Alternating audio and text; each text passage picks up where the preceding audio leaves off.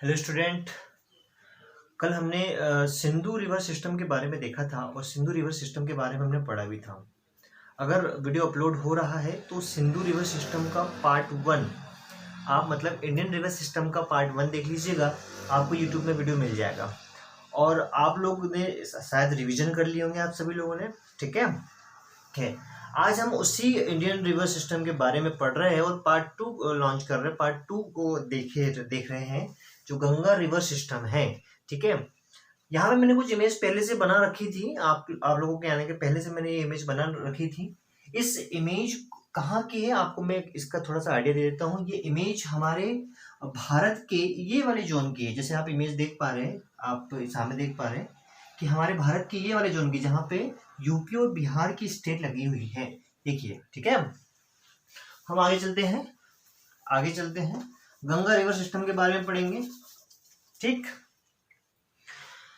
तो देखिए भाई, यहां से जो ये नदी निकली हुई है, ये स्ट्रीम निकली हुई है, यहां से इस तरह से ये स्ट्रीम निकली हुई है, ठीक है।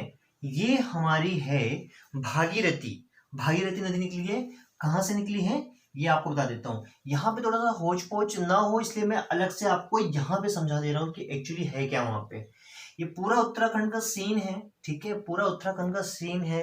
और यहाँ पे भागीरथी और अलकनंदा मिलके बहुत सारे नहीं, 5 प्रयाग बनाते हैं। 5 प्रयाग बहुत इंपॉर्टेंट होते हैं, क्लियर। देखिए, यही वाला जोन को मैं यहाँ पे अलग से समझा दे रहा हूँ ताकि यहाँ पे ज्यादा हेचपोच ना हो। समझते चलिएगा, अपने कॉपी में नोट डाउन करते चलिएगा। खैर, ठीक है। यहाँ से ये नदी निकली भाई, हमारी जो ये दिख रही है ना, यहाँ से ये निकली है भागीरथी। क्या? भागीरथी। ये देखिए भाई, ये, ठीक है। इस तरह से यहाँ पे आके टहरी बांध बनाई है भैया, इसमें टहरी बांध बनाई है। आपको बता दूं, ये बांध जो है भिलांगना नदी आके जब भागीरथी में मिलती है तो यहाँ पे टहरी बांध का निर्माण किया गया है। ये बहुत मतलब ऊंचा बांध है हमारे इंडिया का, ठीक है। भागीरथी निकलती कहाँ से आपको मैं ये बता दूं, ये उत्तराखंड के जो उत्तरकाशी वाला एरिया है, उत्तरकाशी वाला जो एरिया है वहां पे गंगोत्री ग्लेशियर में गौमुख है गंगोत्री ग्लेशियर में, वहां से भागीरथी निकली है और ये आगे जाके फ्लो हो रही है। जैसे कि आप यहाँ पे देख पा रहे हैं, ठीक है, यहाँ पे आप देख पा रहे हैं। यहाँ से जो मेन ब्लैक कलर की जो मैंने बनाई है ये है गंगा। यहाँ से अभी सिर्फ भागीरथी का नाम है, ठीक है। अब मैं आपको बता दूं कि अभी भी इसका नाम गंगा नहीं पड़ा है, ठीक। अब यहाँ पे संतोपद ग्लेशियर से और एक भागीरथी करके ग्लेशियर वही है, 2 नदियों के स्ट्रीम से एक नदी बनती है जिसका नाम है अलकनंदा। मैं यहां लिख देता हूं अलकनंदा, ठीक है, अलकनंदा। देखो, 5 प्रयाग है हमारे जो हिंदू रिलीजन है, उसमें जो प्रयाग है काफी धार्मिक सिद्धांतों से जुड़े हुए हैं। हम इससे प्रयागों के बारे में भी पढ़ेंगे, क्लियर, ठीक। तो ये अलकनंदा जब आती है तो यहां से नंदा देवी नेशनल पार्क, याद रखिएगा कौन सा national park, Nanda Devi national park से धौली गंगा नाम की एक नदी आती है। यहां मैं लिख देता हूं धौली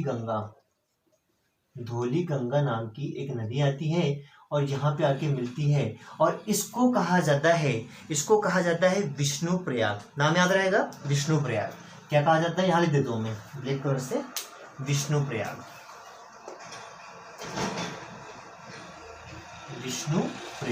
ठीक है। 5 प्रयाग है भाई। कितने प्रयाग है? 5 प्रयाग है। हम 5 प्रयाग के बारे में पढ़ेंगे। अलकनंदा यहाँ से निकलती है संतोपद, आप शायद लिखा है आपने, संतोपद ग्लेशियर से। और ये भागीरथी ग्लेशियर से 2 स्ट्रीम निकलती है, अलकनंदा बन जाती है। नंदा देवी नेशनल पार्क से धौली गंगा निकलती है और ये कहाँ जाके मिलती है, विष्णु प्रयाग में जाके अलकनंदा से मिल जाती है। याद रखिएगा, यही अलकनंदा है जो बद्रीनाथ से होते हुए फ्लो करती है, बद्रीनाथ से होते हुए नीचे की ओर बहती है। क्लियर रहेगा इतना? विष्णु प्रयाग, धौली गंगा और अलकनंदा का जहां पे मीटिंग पॉइंट है, जहां मिलते हैं, उसको विष्णु प्रयाग कहते हैं, ठीक है। जब ये आगे बहती है अलकनंदा, जब ये आगे बहती है, ठीक है, आगे बहती है, तो इसी में एक और नदी है जिसका नाम मैं आपको फिर से बता दूं, नंदाकिनी नाम है, नंदाकिनी। नाम याद रहेगा नंदाग्नि, लिखते चलिए, नोट डाउन करते चलिए स्पेशल, ठीक है, क्योंकि ये बहुत इंपॉर्टेंट है, नोट डाउन करते चलिएगा। नंदाग्नि चलती है, नंदाग्नि, क्लियर। तो जब ये अलकनंदा से मिलती है तो यहाँ पे आके आपका पॉइंट हो जाता है नंद प्रयाग। कौन सा प्रयाग? नंद प्रयाग, लिखते भी चलिएगा नंद प्रयाग, क्योंकि यहाँ पे ये सब समझाना इतना मुश्किल है, क्योंकि छोटा सा एरिया है, आपको पूरा एरिया मैंने कवर करवा दिया, ठीक है। तो नंदाग्नि जब अलकनंदा से मिलती है तो नंद प्रयाग में जाके मिलती है, क्लियर हुआ। अब इसके बाद पिंडारी नदी आती है भाई, इसके बाद एक पिंडारी नदी और आती है, पिंडारी नदी, यहाँ लिख देता हूँ मैं, पिंडारी, पिंडारी नदी, और ये कहाँ जाके मिल जाती है? यहाँ पे। तो जब ये पिंडारी नदी आके मिलती है तो उसको कहते हैं कर्णप्रयाग। कौन सा कहते हैं? कर्णप्रयाग, ठीक है। विष्णु प्रयाग, नंद प्रयाग और कर्णप्रयाग, क्लियर हुआ इतना? 3 प्रयाग हो गए। चौथा प्रयाग कौन सा है? इसको भी ऐसे रहने दो ना। चौथा प्रयाग है केदारनाथ से एक नदी है, यहाँ केदारनाथ, ठीक है, यहाँ पे केदारनाथ, केदारनाथ से एक नदी आती है जिसका नाम बहुत इंपॉर्टेंट है, लिखते चलिए, मंदाकिनी। क्या नाम है? मंदाकिनी। मंदाकिनी जब आती है तो यहाँ पे रुद्रप्रयाग में मिलती है, अलकनंदा से रुद्रप्रयाग, रुद्रप्रयाग, ठीक है। अब जब ये आती है और इस तरह से देवप्रयाग में आके, यहाँ पे मैं लिखा, देखो यहाँ पे जो पॉइंट बना है ना, देवप्रयाग में आके अलकनंदा और भागीरथी नदी आके मिल जाती है, तब जाके उसका पूरा नाम क्या कहलाता है? गंगा कहलाता है। नाम क्लियर रहेगा इतना, ठीक है। फिर से रिपीट कर देता हूँ, भागीरथी कहाँ से निकली? गौमुख से निकली है, गंगोत्री ग्लेशियर से। कहाँ पे आके? टेहरी में आके भिलांगना से मिलती है, यहाँ पे डैम भी बना है बहुत बड़ा, ठीक है। ये आके कहाँ मिलती है? देवप्रयाग में मिलती है। किससे? अलकनंदा से। अलकनंदा कहाँ से निकली है? संतोपथ ग्लेशियर और भागीरथी ग्लेशियर से निकली है। दोनों स्ट्रीम नदी की स्ट्रीम है, आके अलकनंदा कहलाती है। जब वो आगे आती है तो नंदा देवी नेशनल पार्क है। क्या नाम है? Nanda Devi national park. और ये यहाँ से निकलने वाली धौली गंगा अलकनंदा से मिलती है तो वो विष्णु प्रयाग कहलाता है। आगे चलते हैं, नंदाकिनी जब अलकनंदा से मिलती है तो वो नंद प्रयाग कहलाता है। पिंडारी नदी जब अलकनंदा से मिलती है तो वो कर्णप्रयाग कहलाता है। और वही केदारनाथ से निकलने वाली नदी कौन सी? मंदाकिनी, जब अलकनंदा से मिलती है तो वो रुद्रप्रयाग कहलाता है। तो ये 4 प्रयाग अलकनंदा पे ही हो गया। और जब अलकनंदा आगे आके भागीरथी पे मिलती है तो वो देवप्रयाग हो गया। तो यहाँ से भाई हमारी नदी बन गई अब गंगा। भागीरथी और अलकनंदा मिलके यहाँ पे क्या बन गई? गंगा। जब ये आगे बहती, उत्तराखंड में बहती, भाई आपको स्टेट भी दिख रहे होंगे, उत्तराखंड, यूपी, बिहार, इस तरह से वेस्ट बंगाल, झारखंड, सब तरह से मैंने पहले ही बना के रखा है, ठीक है। जब ये गंगा बन गए तो गंगा जब ऐसी फ्लो हो रही तो ऋषिकेश के पास इंपॉर्टेंट है, क्योंकि ये हमारे धार्मिक ग्रंथ में भी गंगा का कई बार उल्लेख किया गया है, तो ये बहुत इंपॉर्टेंट है। आपको इसके साइड में आने वाले जो शहर है, सिटी है, किस किनारे बसे हैं, वो भी आपको याद रखना है इस पर्टिकुलर गंगा केस में, ठीक है। तो यहाँ से जब जाती है तो ग्लेशियर बोल रहा हूँ, ऋषिकेश मिलता है वही उत्तराखंड में। वहां से वो शिवालिक हिल्स, आपको जब मैं आपको माउंटेन पढ़ाऊंगा तो हिमालय की सबसे नीचे वाली रेंज है, इसको शिवालिक रेंज कहा जाता है, शिवालिक हिल्स कहा जाता है। तो ये शिवालिक हिल्स से क्रॉस करते हुए जो उत्तराखंड में हरिद्वार के पास से यूपी में एंटर करती है भाई गंगा। ये देखो, ये यूपी वाला स्टेट बनाया मैंने, है ना। यूपी में कौन से? बिजनौर में एंटर करती है। और गंगा फिर इस तरह से होते हुए, कानपुर से होते हुए इलाहाबाद, जिसका प्रयागराज के नाम से जाना जाता है, इस तरह से होते हुए मिर्जापुर भी आता है, वाराणसी, गाजीपुर, पटना से होते हुए बिहार, अब बिहार में एंटर हो गई, यूपी बिहार में एंटर हो गई, बिहार से होते हुए वेस्ट बंगाल में आती है। अभी तक गंगा है पूरी भाई, हम सिर्फ गंगा के बारे में बात कर रहे हैं। तो वेस्ट बंगाल में जब आती है तो यहाँ पे वो 2 नदी में बढ़ जाती है, एक चले जाती है बांग्लादेश में और एक नीचे ही, मतलब वेस्ट बंगाल के नीचे ही आ जाती है, जिसको हुगली के नाम से जाना जाता है। मैं यहाँ लिख देता हूँ भाई गंगा, ये देखो यहाँ लिख देता हूं मैं गंगा और यहाँ लिख देता हूं हुगली, ठीक है। और ये कौन सी हो गई? पद्मा। क्लियर रहेगा इतना, ठीक है। तो गंगा यहां से कैसे बनी? आपने ये सीन देख लिया, यहां से पूरी गंगा आई, यहाँ पे 2 नदी में बढ़ गई, एक पद्मा और एक हुगली। हुगली जब नीचे आती है तो कहाँ पे, वेस्ट बंगाल के कहाँ से, फरक्का से दो होती गंगा, याद रखिएगा, कहाँ से, फरक्का से दो होती है। और हुगली के पास ही मुर्शिदाबाद है, कोलकाता है, और हल्दिया से आगे नीचे बंगाल की खाड़ी में चली जाती है। क्लियर रहेगा, इतना याद हो गया, ठीक। अब इसका फ्लो किस तरह से हो गया भाई, नीचे की ओर हो गया इसका फ्लो, तो इस तरह से हो गया फ्लो, ये देखिए इस तरह से हो गया, इस तरह से बह रही है ये तो, ठीक है, इस तरह से। ये जो मैंने बनाया है ये ग्लेशियर है, याद रखिए, ये जो मैंने बनाया है ये क्या है, ग्लेशियर है, ठीक है। अब इसकी सहायक नदी के बारे में देख लेते हैं। अब अगर ये इस साइड से बह रही है तो उसका राइट हैंड साइड नीचे हो गया, लेफ्ट हैंड साइड ऊपर हो गया, मतलब दाएं तरफ की सहायक नदियां और बाएं तरफ की सहायक नदियां, मतलब राइट हैंड साइड की सहायक नदियां और लेफ्ट हैंड साइड की सहायक नदियों के बारे में हम जल्दी से देख लेते हैं। क्लियर। अच्छा, इस नदी की लेंथ भी हम देख लेते हैं एक बार। इस नदी की टोटल लेंथ है, यहाँ लिख देता हूं मैं, 25 किलोमीटर। याद रहेगा किसकी बात कर रहा हूं मैं, गंगा की बात कर रहा हूं। 25 किलोमीटर इसकी टोटल लेंथ है, ठीक है, ओके।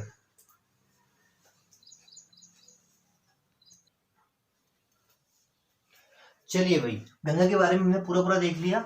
अब इसकी सहायक नदी के बारे में देख लेते हैं। ऊपर वाली सहायक नदी के उतना इंपॉर्टेंट है, नीचे वाली भी सहायक नदी इंपॉर्टेंट है, दोनों को हमको देखना है। सबसे पहले ऊपर वाली देख लेते हैं, ठीक है। नैनीताल, उत्तराखंड के नैनीताल से ही, यहाँ लिख देता हूं मैं नैनीताल। यहाँ पे आपने देख लिया भागीरथी और अलकनंदा का आपने मैं बता दिया इसके बारे में, ठीक है। यहाँ लिख देता हूँ नैनीताल से ही, नैनीताल से ही रामगंगा निकली है भाई, रामगंगा, ठीक है। मैंने आपको पहले बताया था, जो मैंने यहाँ पे डॉटेड किया है ब्लू कलर से, जो मैंने डॉटेड किया है ये क्या है एक्चुअली, ये है शिवालिक हिल्स, जो आपको मैंने बता दिया, ठीक है। अब यहाँ पे आपने ब्लैक कलर से भी डॉटेड देखा है, और ये क्या है, ये जिम कॉर्बेट नेशनल पार्क है। इसका मतलब नैनीताल से जो रामगंगा नाम की जो सहायक नदी निकलती है वो जिम कॉर्बेट से होते हुए कन्नौज में जाके गंगा से मिल जाती है, ठीक है। याद रहेगा इतना। यहाँ पे आप देख भी सकते हैं कि नैनीताल से निकली रामगंगा और कन्नौज में जाके मिल जाती है, ठीक। यहाँ पे भी डॉटेड देखा आपने, ब्लैक कलर का डॉटेड, ये क्या है भाई, ये पीलीभीत नेशनल पार्क है। कौन सा नेशनल पार्क है, पीलीभीत नेशनल पार्क है। इस पीलीभीत वाले एरिया से ही कौन सी नदी निकलती है, गोमती नदी निकलती है। यहाँ लिख देता हूं मैं, गोमती नदी निकलती है, ठीक है। गोमती नदी निकलती है पीलीभीत वाले एरिया से। आप लिखते चलिए, आप सुन रहे हो तो लिखते चलिए, क्योंकि इतने से डायग्राम में लिखना और हेचपोच हो जाना बहुत आसान है, और ऐसा हो जाएगा, इसलिए मैं कम लिख रहा हूँ, समझाने की कोशिश आपको ज़्यादा कर रहा हूँ। आप जब भी ये वीडियो या आप अभी अपनी बुक कॉपी में लिखते चलिए, और कॉपी में मैं जो जैसा बोलते जा रहा हूँ वैसा लिखते चलिएगा, ठीक है। तो ये पीलीभीत से निकलती है गोमती, इसके पास वो जो एरिया है लखनऊ पड़ता है, आप ये भी याद रख लीजिएगा, लखनऊ और जौनपुर, ठीक है। गोमती नदी लखनऊ सिटी से बहती है, जौनपुर सिटी से भी बहते हुए कहाँ पे जाके मिलती है गंगा से, गाजीपुर, यूपी के ही गाजीपुर वाले एरिया जाके मिल जाती है। क्लियर रहेगा, ठीक है। आपने रामगंगा देखा, गोमती देखा, ये तीसरी वाली जो है सहायक नदी, इसका नाम है घाघरा। क्या नाम है, घाघरा।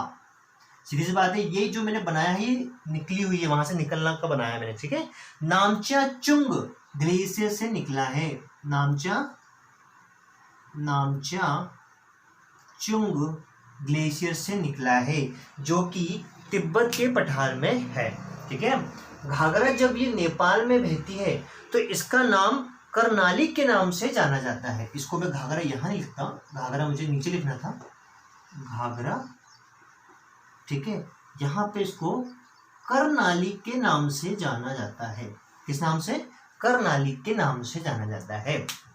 इस तरह ये यूपी में आती है, और यूपी से होते हुए बिहार में एंटर करके छपरा के पास जाके गंगा से मिल जाती है।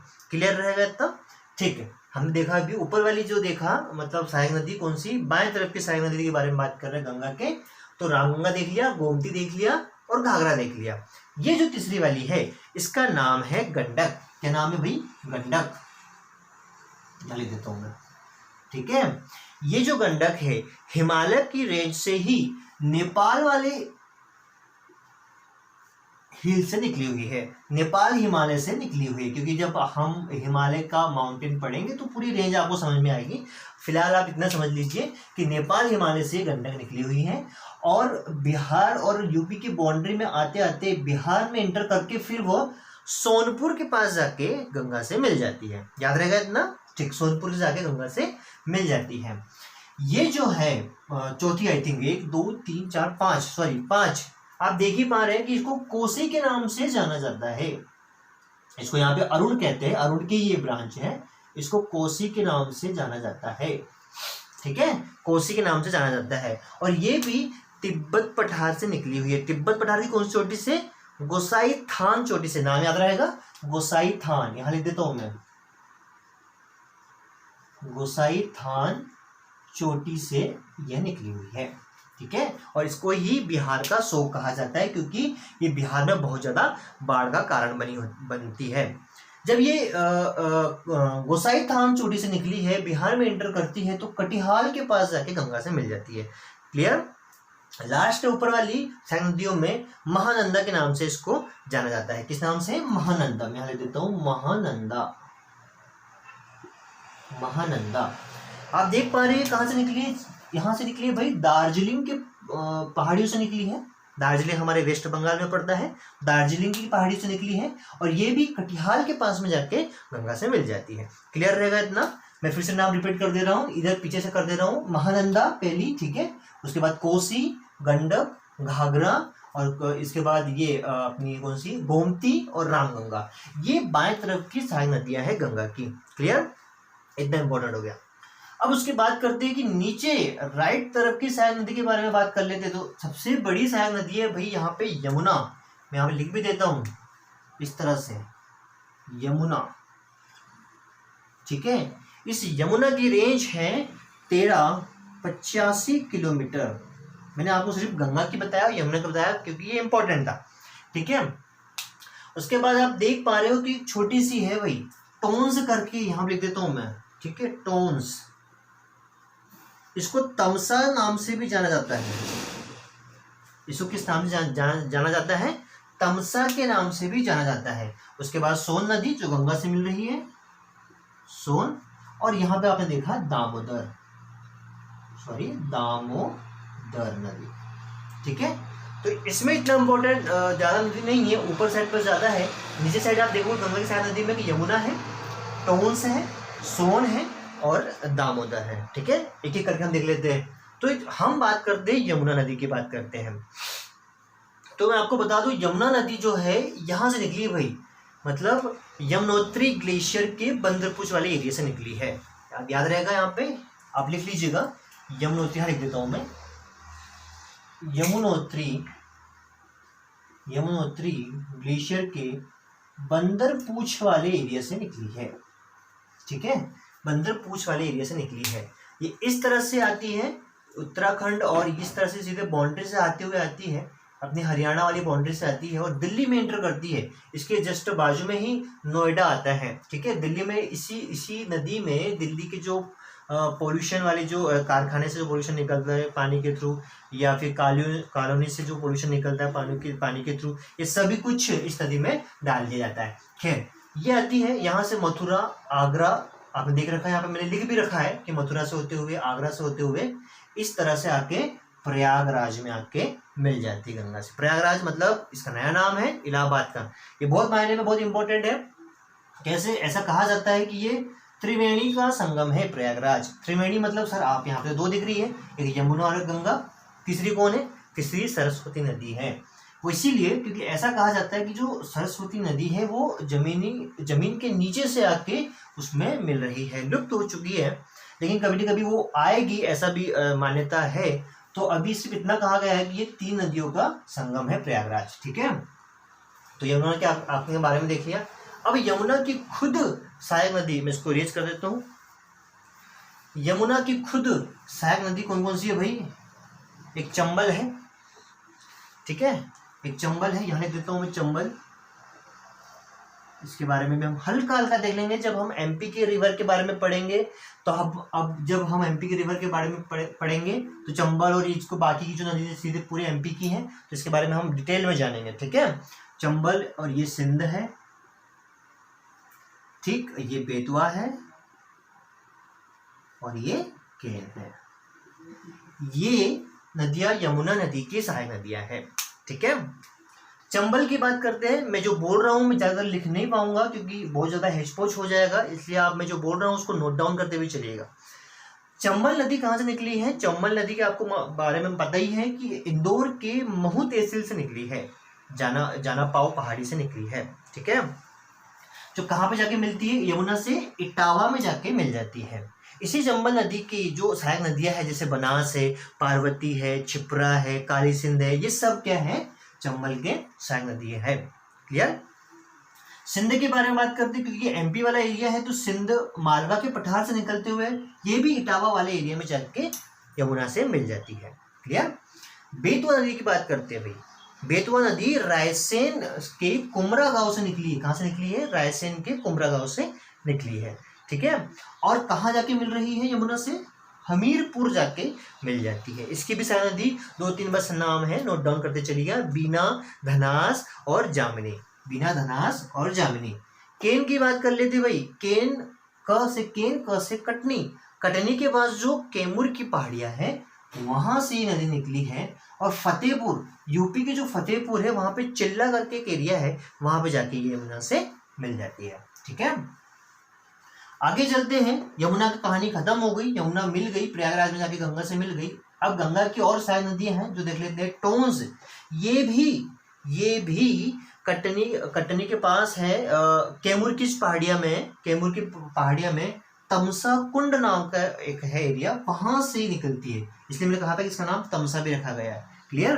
तमसा कुंड से निकलती है और ये गंगा में सिरसा, यूपी के सिरसा नाम का एक एरिया है, वहां जाके मिल जाती है। नोट डाउन करते चलिए, लिखते चलिए, बहुत इंपॉर्टेंट है भाई। ये सेक्शन अगर छूट गया तो गंगा का पूरा नॉलेज छूट गया, ठीक है। उसके बाद सोन नदी बहुत इंपॉर्टेंट है। ये हमारे एमपी के ही अनूपपुर जिले के अमरकंटक से निकली है।